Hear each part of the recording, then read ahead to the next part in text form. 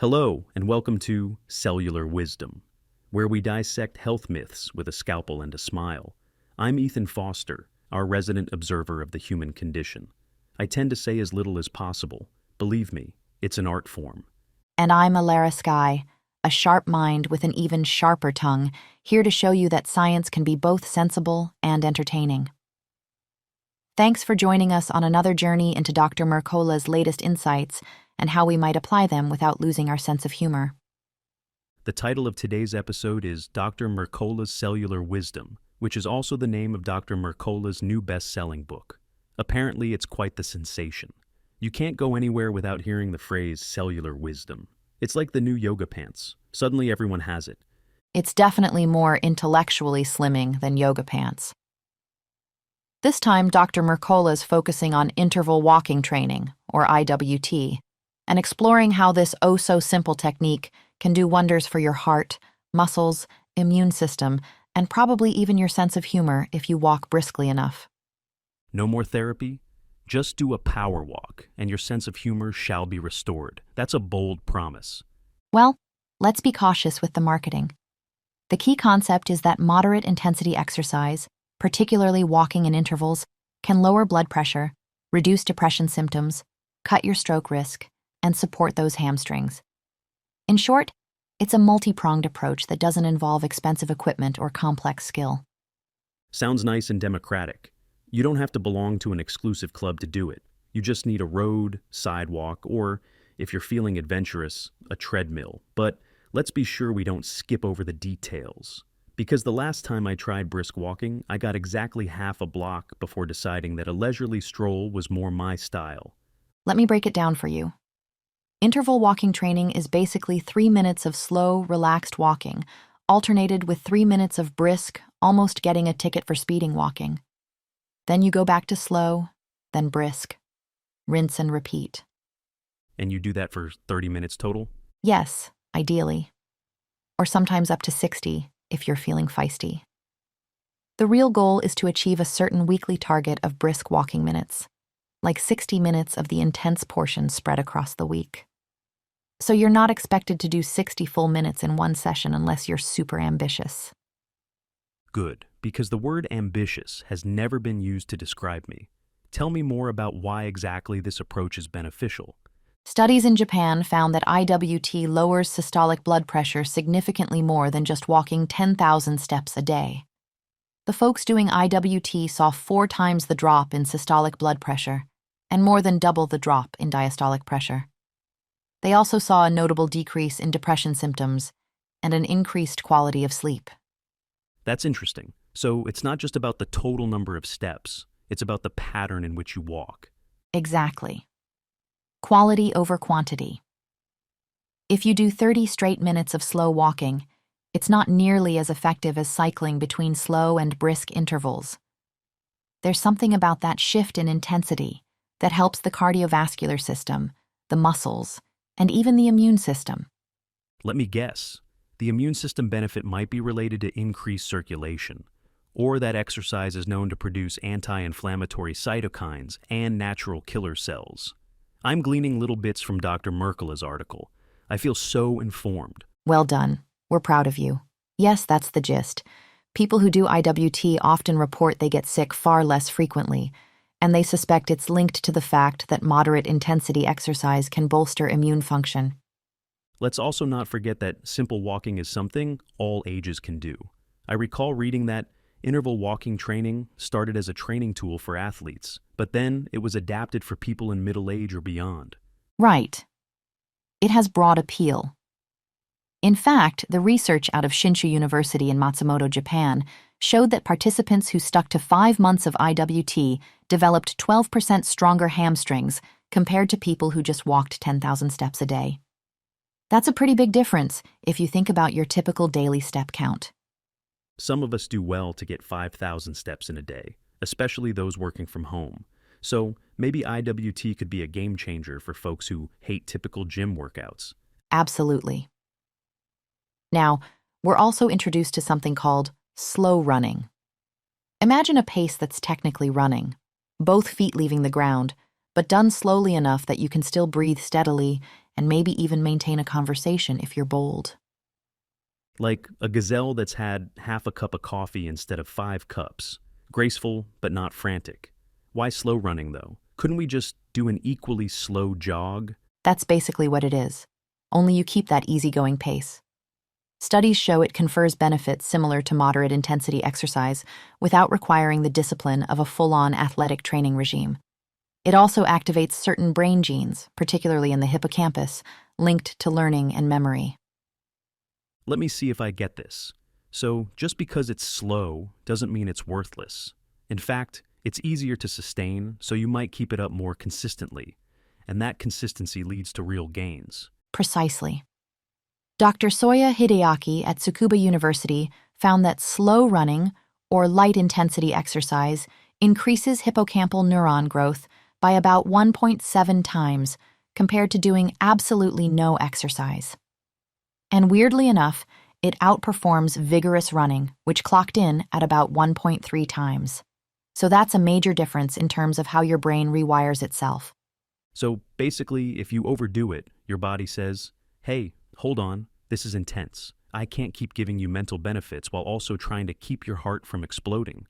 Meanwhile, if you do something that's moderate enough to sustain, your body says, sure, I can rewire your hippocampus while you trot along. Now you're sounding like an exercise physiologist. Yes, that's the gist. Overexertion can sometimes hamper the full suite of benefits, whereas moderate intensity exercise hits a sweet spot. This is reminiscent of Dr. Mercola's big point that there's a goldilocks zone for exercise intensity. If you're too sedentary, obviously there are problems. But if you're pushing super hardcore, triathlon level, sometimes that can backfire for longevity. Exactly. Dr. James O'Keefe's work supports that notion too. Above a certain threshold, you start seeing issues like an increased risk of atrial fibrillation and other heart complications. But if you stay in moderate intensity territory, you get benefits up to some fairly high daily step counts, like around 12,000 steps, without hitting a dreaded plateau or tipping point. So 12,000 steps is where you're still reaping benefits, but above that you're not necessarily harming yourself. It's just not giving you much more in terms of longevity or mortality risk reduction. Precisely. Once you're at that threshold, you've basically squeezed out a lot of the beneficial juice.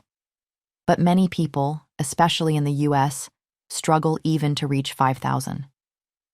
So for those folks, going from 2,000 to 7,000 or 8,000 a day would yield massive health improvements. That's the big takeaway.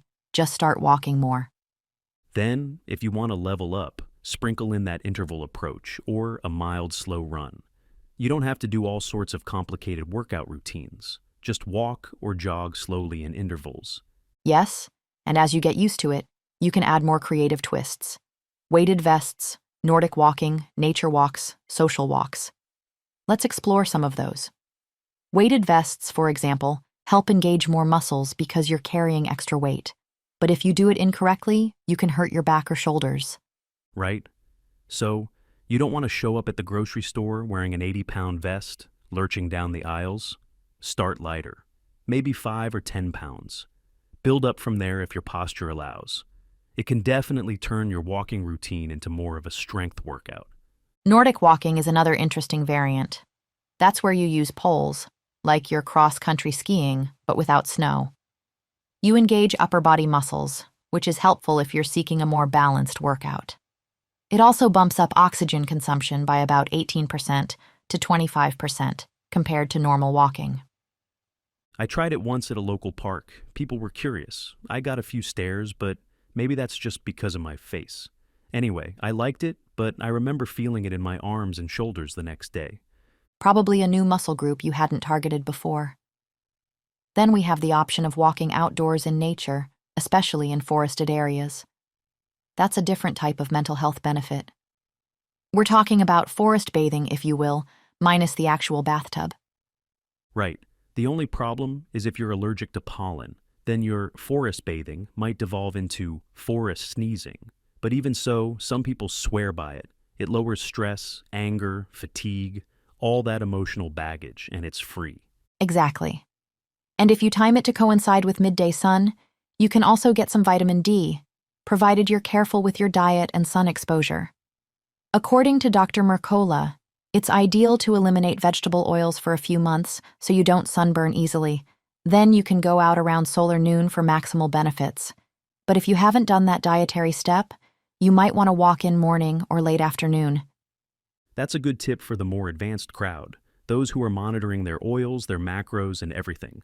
For the rest, anytime you can get out might be an improvement. And if you're feeling social, you can walk with a friend. Yes, walking with a buddy has a double benefit because you're moving your body and fostering social connection. That synergy is fabulous for longevity. People underestimate how important social contact is for mental health. So if you walk with your dog, that counts too, right? Absolutely. A dog is basically a furry friend who can't give you an argument, though they might sniff questionable things. That said, you can still chat with your dog if you want. They'll never disagree, unless you pass a squirrel. Precisely. Another recommended practice is walking with a purpose. Dr. Mercola points out you can use that time to listen to audiobooks, podcasts, even hours, ironically. Or you can mentally brainstorm or reflect. Charles Darwin, Friedrich Nietzsche, William Wordsworth, they all walk to generate ideas. You could write the next great novel in your head, all while clocking your brisk steps. Then again, if you're anything like me, you might forget half of it by the time you get back. But it's the thought that counts, literally. Let's revisit the slow running aspect for a minute because I find it interesting that it's considered light intensity, yet it matches or surpasses standard moderate intensity for mental benefits. Something about letting your feet leave the ground changes your physiology compared to walking, but it's not so intense that you're gasping for air. Right. The distinction is that your body registers it as running because both feet aren't touching the ground simultaneously. But you go slowly enough that your breathing stays under control, and it's sustainable. Studies found that if you keep up something for weeks or months, you'll see robust hippocampal neuron growth. Hippocampal neuron growth. That might help me finally remember my neighbor's name. I've only been living next to him for 5 years. If you do a few months of slow running, you might suddenly recall the name plus his birthday, what car he drives, and every conversation you've had about lawn care. You'll become a memory machine. Let's not overpromise. But yes, exercise is known to enhance cognitive function, so a bit of incremental improvement is definitely possible. Now, what about this idea that you can't overdo moderate intensity exercise? I read in Dr. Mercola's article that once you find your sweet spot, you can basically do it daily without detrimental effects. Precisely. The tricky part is that many of us like extremes. We think if 30 minutes is good, 300 must be amazing. But with vigorous exercise, you can overtrain. With moderate walking or slow running, the danger threshold is much higher. You can do more of it safely. So there's no reason to do backflips on the treadmill, basically. Stick to a level that's challenging enough to raise your heart rate slightly, but not so punishing that you dread it. Yes, you want it to be repeatable, even enjoyable. Because if you hate it, you'll quit. Long-term consistency is the key. That's another reason IWT is so appealing. You get variety in your walk. It's not just a dull, plodding routine. You do 3 minutes slow, 3 minutes brisk, and that gives you these fun intervals to focus on. It's a nice mental break, too. If I do 20 or 30 minutes of the same speed, my mind wanders to what's for dinner. But if every 3 minutes I switch pace, I'm paying attention. Exactly. And that can help you be more mindful, more aware of your body, your surroundings, and your own mental state. Another advantage is you don't need specialized gear. Just have comfortable shoes and a timer or a watch. Let's talk about the cultural perspective. Japan is leading the charge with IWT and slow running, especially for seniors. That's interesting to me because Japan traditionally has a culture of walking more in daily life, thanks to public transport and less reliance on cars. Right. Even so, they're noticing more physical inactivity among certain demographics, especially with the rise of convenience everywhere. So these programs are encouraging older adults to stay mobile. If you watch the documentary featuring these methods, you see 70 and 80-year-olds briskly walking in groups and having a jolly time. It's inspiring. Meanwhile, in the US, Plenty of folks find themselves sitting at desks, then sitting in cars, then sitting in front of the TV. This is the dreaded sedentary trifecta. Indeed. So if you're listening in from an office chair, consider introducing a brisk walk in your lunch break or after work. It's a small lifestyle tweak that can pay off. Let's also address one potential objection, but I don't have 30 minutes straight. The truth is, you can break it up. Maybe do 10 minutes in the morning, 10 at lunch, 10 at dinner. As long as you're fitting in those intervals throughout the week, you'll see benefits. Absolutely. We don't all have to mimic an Olympian's training schedule. IWT is flexible. The recommended total is 60 minutes of the fast walk portion each week. Whether you do it in 2 sessions or 10 sessions, it doesn't matter as long as you're consistent. Another highlight from Dr. Mercola's coverage: mental health improvements. People often underestimate how effective walking is for easing depression, but the research in Japan showed IWT halved depressive symptoms in participants. That's no small achievement. It's huge, and it's not just about endorphins. It's about shifting your body out of a stagnant state, reminding your mind that you can physically move forward, which can symbolically help you feel like you're making progress in life too. Very poetic of you. I must say, your comedic style is overshadowed by your philosophical flair sometimes. Don't worry, I'll slip in a witty remark soon. But it's true that movement influences mood and cognition. There's a reason we say, "Let me go for a walk and think about it." The act of walking helps us process thoughts. Right. Whether you're processing your daily stress or a big existential crisis, a walk can be a better backdrop than your couch. Let's pivot to the concept of slow running again. The documentary said that if you can maintain a smile while running, that's about the right pace. So, presumably, if you find yourself grimacing like you just ate a lemon, you're going too fast. Precisely. If you're scowling at the trees, your body's telling you, this is no longer slow running, this is borderline sprinting. The beauty of slow running is that it feels almost playful, like you're a kid bounding along. And kids do it naturally, right? They don't always sprint at full speed for an hour. They run a bit, then slow down, run a bit more. So, it's kind of tapping into that childlike energy, just with more adult caution, so we don't twist an ankle. Yes, and hopefully with better shoes than the ones kids sometimes wear. Let's talk about how it overlaps with walking. In terms of intensity, a slow run might be comparable to a fast walk, except you have that moment where both feet leave the ground, which changes the mechanical load on your body. So it might be slightly higher impact than just walking, which can help with bone density if done gently and consistently. Another plus, as long as you don't overdo it. Precisely. The Japanese approach is to offer these different levels: basic walking, IWT, and then slow running. You pick your comfort zone or shift between them. It's all about making movement fun, manageable, and beneficial. That's the trifecta I can get behind. So, to recap, we have the big message from Dr. Mercola. Don't underestimate walking, especially intervals, because it's a free, powerful mental and physical health booster. And if you want a bit more challenge, slow running is an excellent next step without jumping to vigorous exertion. Exactly. He also cites studies that highlight how you can't really overdo moderate exercise. Once you go too vigorous, you might lose some of the protective effects if you push too far. But if you stay moderate, you can keep going and going. So, essentially, you become the Energizer Bunny, but with better hair, maybe. Now, some folks might wonder, why not just go to the gym and do weightlifting or CrossFit or something more intense? The answer is that those can be great too, but they require a certain level of commitment and care to avoid injury or burnout. Walking is a baseline everyone can do. Precisely. We're not demonizing other workouts. It's just that walking is the universal fallback that practically anyone can adopt. And in many cases, especially for the uninitiated, this is the perfect gateway to better health. You can always build on it. Right?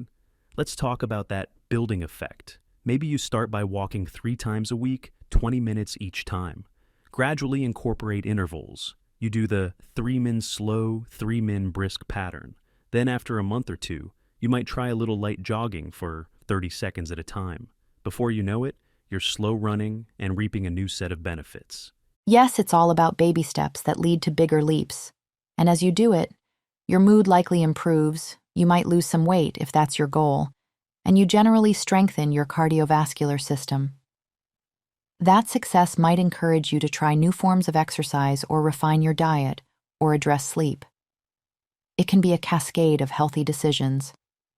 It's not about becoming a fitness model, it's about a comprehensive approach to feeling better and living longer, which is basically Dr. Mercola's entire ethos. He's always about tackling health from multiple angles, but starting with fundamental lifestyle habits. Precisely. The fundamentals can't be ignored, and walking is at the top of that list. We're all so busy chasing fancy solutions. Meanwhile, a simple daily walk might be the missing piece. So let's also mention the concept of using your walk to feed your mind. Instead of just checking text messages every 30 seconds, you could listen to an audiobook, do some brainstorming, or reflect on life. It's a rare moment of quiet reflection in a hectic modern world. That might even lead to breakthroughs in problem solving. There's that old phrase about how the best ideas come when you're walking or in the shower. Something about mild physical activity frees the brain to wander creatively. Exactly. So, from Dr. Mercola's vantage point, walking is not just an exercise, but also a vehicle for personal growth, physically, mentally, and perhaps spiritually if you're strolling in nature. Right. And if you get bored of the same route every time, switch it up. Go to a park, try a trail, or bring a friend. Variation keeps it exciting, just like interval training keeps your body guessing. Let's circle back to the Japanese example of IWT. They studied 3 groups: no walking, 10,000 steps, and IWT. The IWT group showed far better improvements in blood pressure and mental health. That's a big endorsement for intervals, because 10,000 steps is usually the gold standard people talk about. Indeed. The 10,000 step concept is popular, but it might not be as efficient as intervals. Plus, 10,000 is an arbitrary number that was more or less created as a marketing tool decades ago by a pedometer company. It's a decent target for daily steps, but not necessarily the pinnacle. Right? Meanwhile, the intervals add an element of challenge that yields stronger results. That's good news for people who say, I can't do 10,000 steps daily. Instead, do shorter intervals that are more deliberate. Yes, because it's not about slogging through a monstrous step count. It's about strategic bursts of higher intensity. And that's easier to manage if you just set aside a window. For instance, 30 minutes in the morning. Alternate your paces. Done. You've basically replaced 10,000 steps with something that might be even more beneficial. I like the idea of efficiency. If I can get better or equal results in less total walking time, sign me up. Then I can devote the rest of my day to other tasks, or watch an episode of an oddly compelling documentary about how mushrooms talk to each other. Precisely. It's about reclaiming your time while still putting in the necessary movement. That's the essence of interval training of any kind. Do something in short bursts, then recover, rinse, repeat. Only we're applying it to walking instead of sprinting or lifting. Let's not forget slow running. We keep drifting back to the walking portion, but slow running is basically a progression from brisk walking. It's that slight leap where both feet leave the ground. That can be the next frontier for people who want a little more challenge. Yes, slow running is the grown-up cousin of skipping. You move gently, but quickly enough that you're airborne between steps. You maintain a smile, keep your breathing easy, and you don't sabotage your motivation by making it painful. The best part is that the mental health benefits remain substantial because you're in that moderate zone. You're not punishing your body, you're just gently nudging it to adapt. Exactly. And from what the data shows, that gentle nudge can yield big results over a period of weeks or months. That's the main theme. Small, consistent actions accumulate to produce major transformations. This approach also helps people avoid the guilt that comes with paying for an expensive gym membership they rarely use. You can be active in your own neighborhood or a local park. It's budget-friendly, doesn't require advanced technique, and if you prefer, you can do it alone or with others. That's the beauty of it. You're not reliant on special schedules, membership fees, or particular weather conditions. If it's raining, you can walk indoors at a mall, though malls are becoming rarer these days, or hop on a treadmill if you have access to one, Or, if you're like me, you'll wear a stylish yet questionable poncho and brave the drizzle. Just enough so you feel heroic, but not enough so you catch a cold. No comment on the poncho. Let's just say I appreciate your willingness to be bold in fashion. Now, that about covers the main points from Dr. Mercola's piece, doesn't it? I think so. We've discussed the mechanics of IWT, the rationale behind it, the differences from standard walking, the mental health perks, the immune boost, and how it can surpass 10,000 daily steps for benefits. We've touched on slow running and how it compares to moderate intensity exercise. We've covered the potential of goldilocks intensity, where you don't overtrain and compromise your longevity. Right. We've also mentioned how to spice up your walking routine with weighted vests, Nordic walking poles, nature walks, social walks, purposeful walks, and so on. I think that's comprehensive. So hopefully, our listeners are now feeling that itch to put on their sneakers, unless they prefer bare feet on grass, which is another approach, and get out there for an interval walk. Let's not forget Dr. Mercola's new best-selling book, which apparently goes into these details and more about optimizing cellular health through balanced exercise, nutrition, and other lifestyle factors. That's the reason we titled today's show, Dr. Mercola's Cellular Wisdom. Exactly. Because it's not just about the shape of your biceps or your waistline. It's about your cells, your mitochondria, your overall physiology. If you keep those healthy, it echoes across your entire life. Nicely put. You'll think sharper, feel happier, and perhaps even become more patient with your in-laws. I said perhaps. Let's not overpromise. You never know. Stranger things have happened. But yes, so walking is the baseline. Intervals supercharge it, and slow running is the next rung. The overarching theme. Find something moderate that you enjoy enough to do consistently. That's the crux of it. Absolutely.